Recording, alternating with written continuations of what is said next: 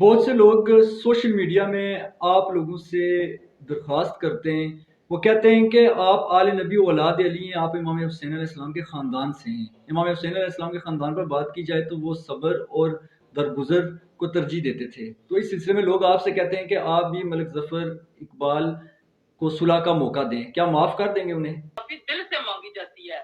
معافی یہ ہوتی ہے کہ انسان نے کوئی غلطی، اس سے غلطی ہو گئی ہے، جو بات اوپر سے اوپر اچھا عشرت صاحبہ، کیا کسی شخص نے آپ سے یا آپ کے اہل خانہ سے صلح کے لیے کوئی رابطہ کیا؟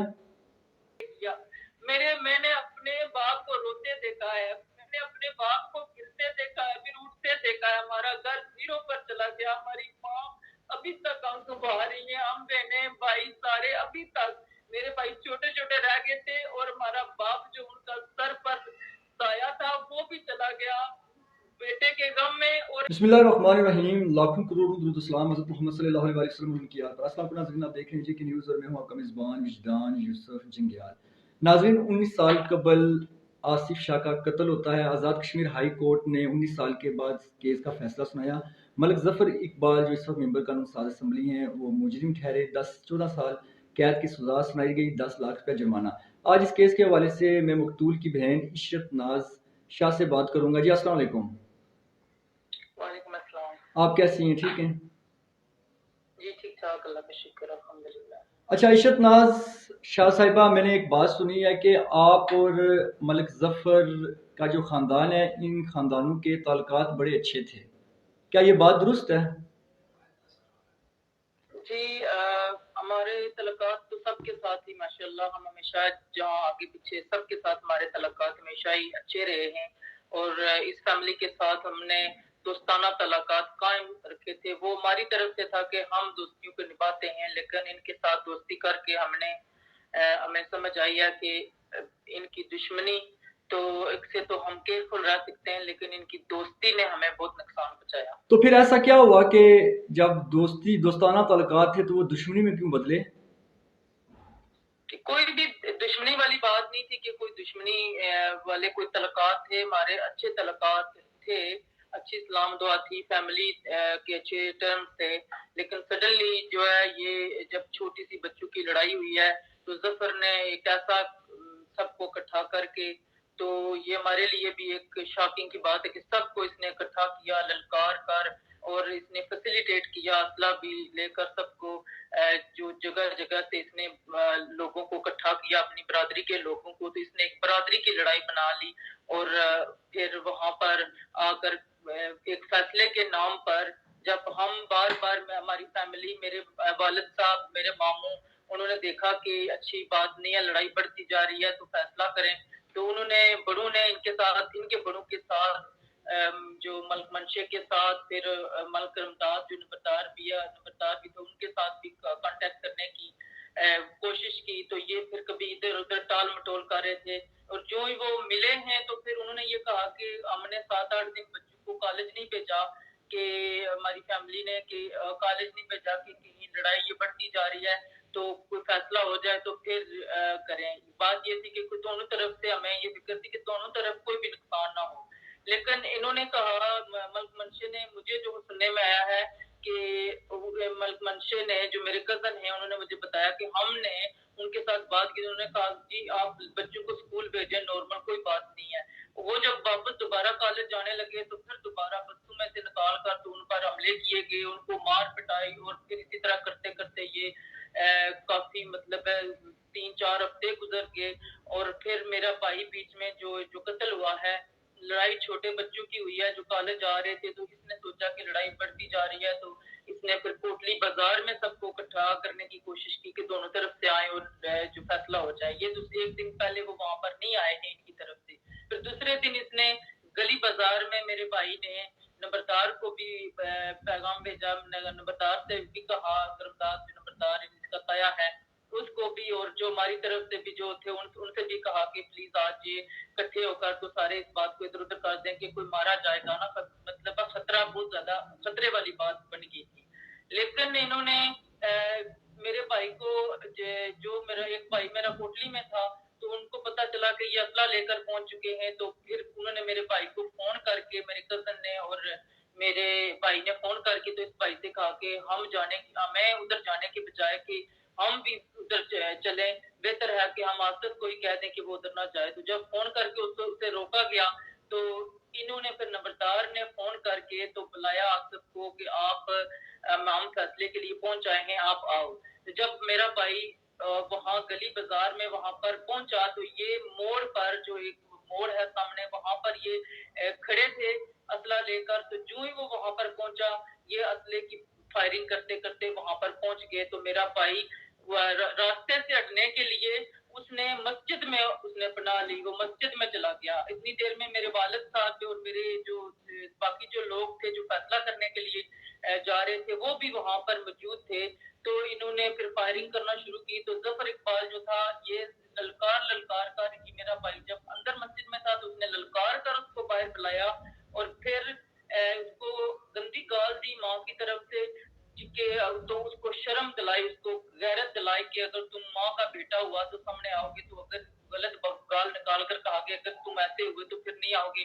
تو میرا بھائی سامنے آیا تو اس نے یہ کہا کہ آپ لڑائی کیوں کر رہے ہو، میں شہزادی ماں کا بیٹا ہوں، میں امام حسین کی اولاد سے ہوں، ہم کوئی لڑائی کرنے کے لیے نہیں آئے ہیں، ہم یہاں پر فیصلہ کرنے کے لیے آئے ہیں. آپ یہاں پہ بیٹھ کر تو دونوں طرف سے بچوں کی لڑائی ہے تو فیصلہ کریں، جس کی غلطی ہے وہ معافی مانگے آپس میں. اس نے دیکھو صلح کرنے کی کوشش کی. تو آگے سے جی جواب ملا للکار کر یہ بول رہا تھا ہم یہاں پر فیصلہ کرنے کے لیے نہیں آئے ہیں، ہم جو کرنے کے لیے آئے ہیں وہی کرنے کے لیے آئے ہیں. اور پھر اس نے للکار کر اس کو سامنے سے وار کر کے میرے والد صاحب وہاں پر موجود تھے، وٹنس جو 16 وٹنسز تھے جو گواہ تھے چشمدید گواہ وہ وہاں پر موجود تھے. اور اس سے پہلے کہ جب وہ بازار میں آتا نمبردار صاحب نے یہ پلاننگ کر کے تو یہ قتل کیا گیا ہے کہ نمبردار نے وہاں پر اپنے جو برادری کے لوگ تھے ان کی دکانیں بند کرائی ہیں، باقی لوگوں کی دکانیں کھلی ہوئی تھی. ہمارے جو لوگ تھے ان کی دکانیں کھلی ہوئی تھی، باقی لوگوں کی دکانیں بھی کھلی ہوئی تھی.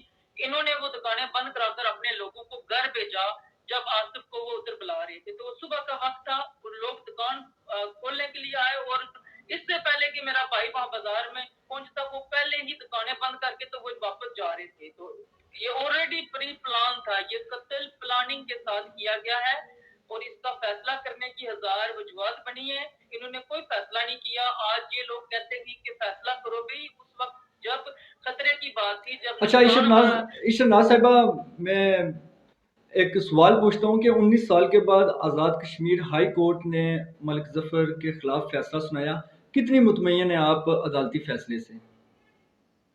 دیکھیں جی 19 سال تک ہم نے صرف عدلیہ کی طرف دیکھا ہے. قتل کا بدلہ قتل ہوتا ہے، اس میں کوئی بھی شک نہیں تھا کہ قتل اس بندے نے یا کسی اور نے کیا ہے. یہ چشمدید گواہ ہیں کہ اسی نے قتل کیا تھا، لیکن قتل کا بدلہ قتل ہوتا ہے. ہم نے صرف اور صرف ہماری جو نظر تھی وہ عدلیہ پر تھی. ہم نے 19 سال کا لانگ عرصہ، اتنا لمبا عرصہ ہم نے انتظار کیا ہے عدلیہ سے اور ہمیں عدلیہ سے انصاف چاہیے تھا. میں سمجھتی ہوں کہ ایک پاورنگ پارٹیز کا ہو کر اور یہ منسٹر بھی اسی لیے بنا، یہ سیاست میں بھی اسی لیے آیا. پی ٹی آئی پارٹی نے جو کردار اس میں ادا کیا ہے کہ انہوں نے اس بندے کو ٹکٹ دیا ہے، یہ بندہ پاورفل ہونا چاہتا تھا تاکہ یہ اپنے کیس کو ختم کرا سکے. اور اس کے باوجود بھی عدلیہ نے یہ نہیں دیکھا کہ یہ بندہ کوئی ایم ایل اے ہے یا کوئی وزیر ہے، اس کو اسی طرح سزا سنائی ہے اور ہمارے ساتھ انصاف ہوا ہے. اور میں سمجھتی ہوں کہ ہم عدالتوں کا اور ان ججز کا اور chief justice of Azad Kashmir high court کے ہم شکر گزار ہیں کہ انہوں نے ہمارے ساتھ انصاف کیا ہے. اب آگے ہم سپریم کورٹ میں بھی جائیں گے کہ اس کی جو سزا ہے وہ آگے جو قتل کی جو سیشن کورٹ کی تھی وہ بحال ہونی چاہیے. اور جو پی ٹی آئی کی گورنمنٹ نے، پی ٹی آئی پارٹی کا نام انصاف کا ہے اور انہوں نے آپ کو پتہ لگا ہوگا جو ربانی قانون دان جو پی ٹی آئی پارٹی کا تھا، ہر پی ٹی آئی پارٹی کے ایم ایل اے نے اور پی ٹی آئی پارٹی نے بہت برا کردار ڈے ون سے غلط کردار ادا کیا ہے. پہلے تو ایک کرمنل بیک گراؤنڈ کے بندے کو انہوں نے ٹکٹ دیا ہے اور بھی اس راج محل میں، کوٹلی میں، دنوا میں، وہاں پر پگواڑی میں آگے پیچھے اور بھی پڑھے لکھے لوگ تھے. کیا ایک کرمنل بندے کو انہوں نے آگے لانا تھا؟ کیوں اس کی ٹکٹ کی بولی زیادہ ہو گئی تھی؟ اور پھر ہم نے جو پروٹیسٹ کیے PTI पार्टी का नाम इंसाफ का है। इंसाफ के नाम पर वो सिर्फ अपने अपने लिए इंसाफ चाहते हैं कि आप उनके साथ ही अच्छा हो, लेकिन उन्होंने हमारे साथ इंसाफ, ये उनके लिए एक टेस्ट था, उन्होंने इंसाफ नहीं किया है।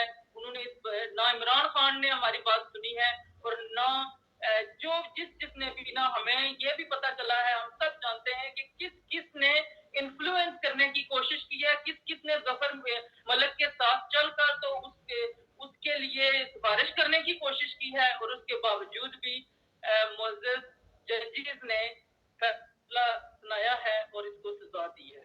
बहुत से लोग सोशल मीडिया में आप लोगों से दरख्वास्त करते हैं, वो कहते हैं कि आप आले नबी औलाद अली हैं, आप इमाम हुसैन अलैहिस्सलाम के ख़ानदान से हैं। इमाम हुसैन अलैहिस्सलाम के ख़ानदान पर बात की जाए तो वो सब्र और दरगुजर को तरजीह देते थे। तो इस सिलसिले में लोग आपसे कहते हैं कि आप भी मलिक ज़फ़र इकबाल को सुलह का मौका दें, क्या माफ़ कर देंगे उन्हें?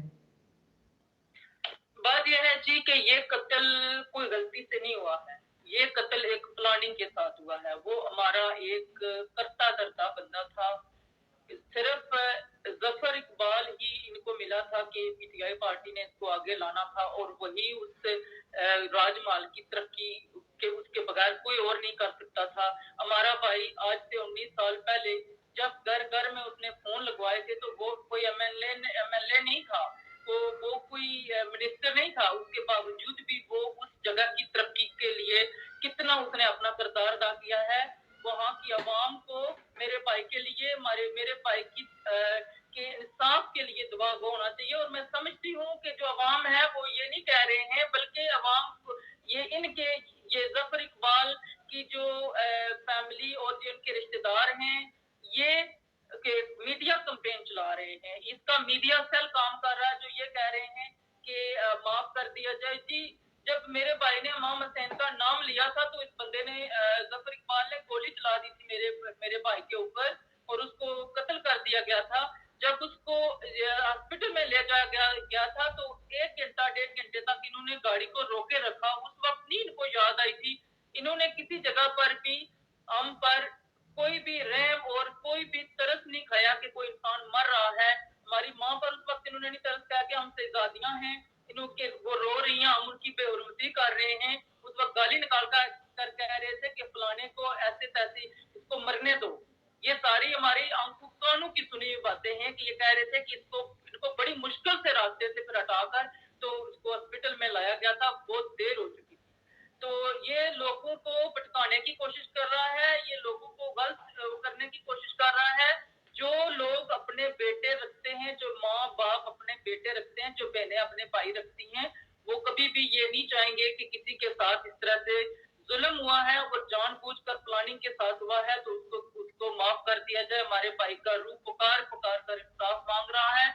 और मैं समझती हूँ कि जो बच्चे उस वक्त जब मेरा भाई कत्ल हुआ था तो जो आप 20 साल के हैं वो उस वक्त 1 साल के बच्चे को क्या पता है कि क्या हुआ था। जो 30 साल के हैं वो उस वक्त 11 साल के हुए हैं। उस वक्त बच्चों को क्या पता था कि क्या हुआ है। उनके लिए तो एक सुनी सुनाई बात है ना। जो 40 साल का है, 35 साल का, उनको थोड़ा पता है। जो 35 साल का है या अबव है उससे लोगों बच्चों को पता है। लेकिन कोई भी, ये खुद इनका मीडिया सेल ये कंपेन चल रही है तो माफी के लिए भी इनको कितनी बार 19 साल हो गए हैं, किसी जगह पर भी इन्होंने हमें नुकसान पहुंचाते रहे हैं।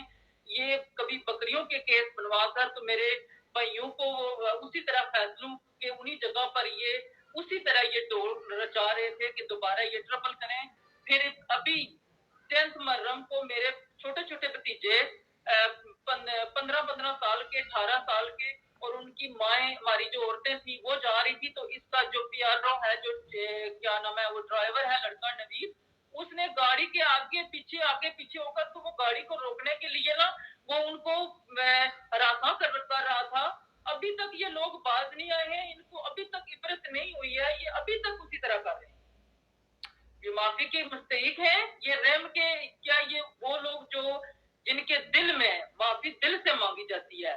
माफी ये होती है कि इंसान ने कोई गलती, उससे गलती हो गई है, जो बात ऊपर से ऊपर और गलतियां किए जा रहे हैं और हमें हरासा कर रहे हैं, वो कहाँ, ये तो तंतराते फिर रहे हैं। ये तो अपना हक समझते हैं कि हमें सजा ही नहीं होनी चाहिए, पहले तो सजा ही नहीं होनी चाहिए, और अगर हो तो ये के लिए चुकने के लिए ना ये ड्रामा कर रहे हैं, ये सब ड्रामा है। अच्छा इशरत साहबा, क्या किसी शख्स ने आपसे या आपके अहले खाना से सुलह के लिए कोई रब्ता किया? जी इधर दूसरे तीसरे लोग जो थे वो मैं फोन तो कर रहे थे, लेकिन हमने मना कर दिया कि हम इस मामले में कोई भी बात नहीं करना चाहते।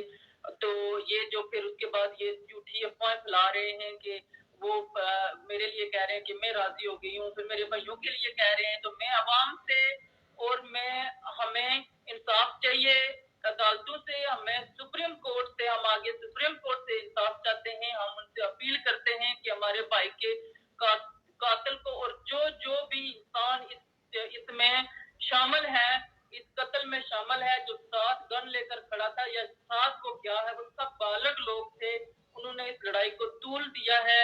इसने उनको, जफर मलिक ने उनको फैसिलिटेट किया है असला प्रोवाइड करके, और वो सब ये जानते हुए कि एक लड़ाई है, किसी को नुकसान पहुंचाने के लिए जा रहे हैं, वो गए हैं। उन सब को सजाएं होनी चाहिए, उन सब वो सजा के मुस्तहिक हैं। और जहां पर इनका हमें अप्रोच करना है, वो अप्रोच वो कर रहे हैं, वो करेंगे। लेकिन हमारे वालिद साहब ने अपनी जिंदगी में हमें नुकसान एक हमारे भाई का नहीं हुआ है। हमारे जवान भाई एक करता धरता घर का जो पिलर था वो इन्होंने कत्ल किया है। उसके बाद मेरे वालिद साहब 1 महीने के अंदर अंदर उनकी बिनाई, आंखों की बिनाई खत्म हो गई।